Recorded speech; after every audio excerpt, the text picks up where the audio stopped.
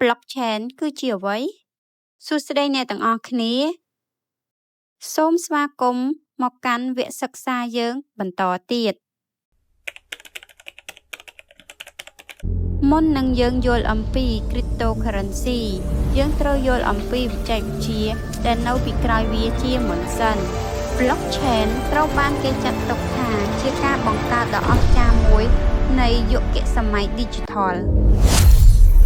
តើ blockchain ពិតប្រាកដជាអ្វី Digital Ledger សៀវភៅបញ្ជីគឺជាឯកសារ digital សម្រាប់រក្សាទុកទិន្នន័យ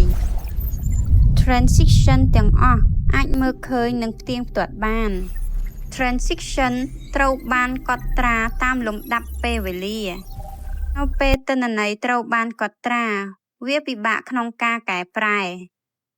Blockchain ប្រើ cryptography ដើម្បីការពារទិន្នន័យ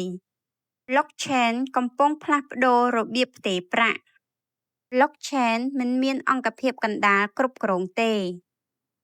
វាធ្វើឲ្យ transaction មានសុវត្ថិភាពនិងកាត់បន្ថយការបោកប្រាស់ Blockchain អាចផ្លាស់ប្ដូរវិស័យជាច្រើន